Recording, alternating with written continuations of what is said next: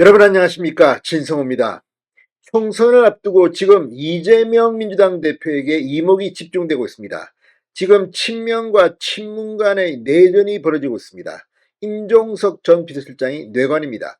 그런데 이재명 대표는 지금 이 공천이고 총선이고 보다도 본인 앞가림부터 해야 할 것 같습니다. 자, 긴급 속보입니다. 방금 전 이재명 대표의 이 선대본부장 출신인 김인섭 씨가 이 서울중앙지법에서 징역 5년 법정 구속됐습니다.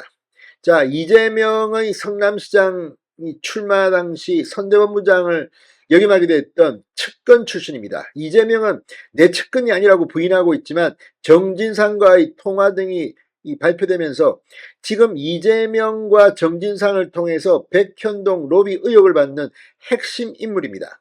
문제는 지금 이재명은 대장동, 백현동, 위례신도시, 성남FC 뇌물 의혹, 지금 상당히 많은 배임 뇌물 재판을 받고 있습니다. 그런데 대장동과는 비교도 안 될 만큼 작은 규모입니다. 그렇지만 그 자체만 보면 크다고 할 수도 있습니다.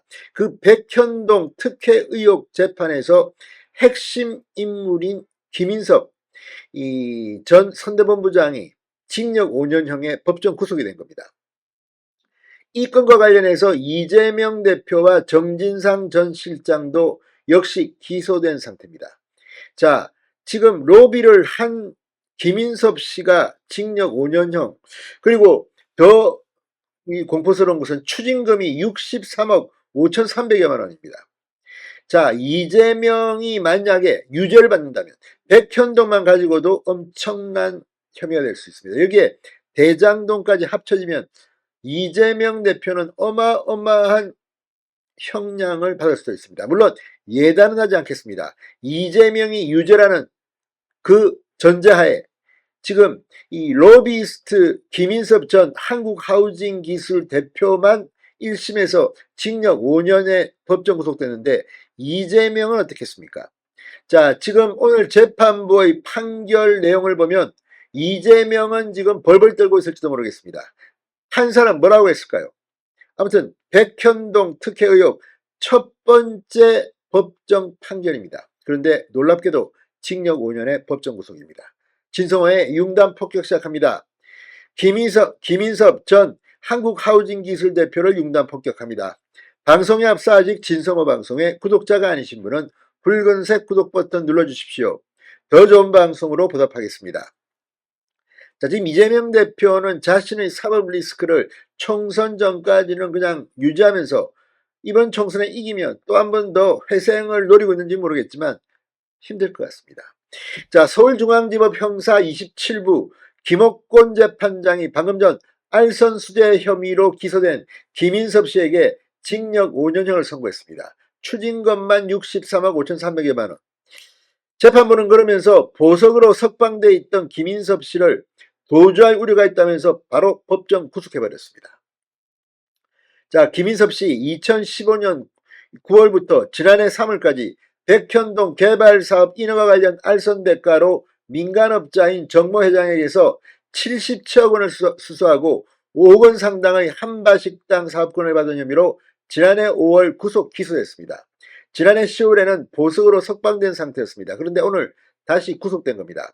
재판부는 백현동 사업에서 김인섭 씨는 정진상 전 민주당 대표실 정무조정실장에게 청탁하는 대관 작업 외에 구체적인 역할을 인정할 만한 증거가 없어 알선 청탁 행위라는 점이 인정된다.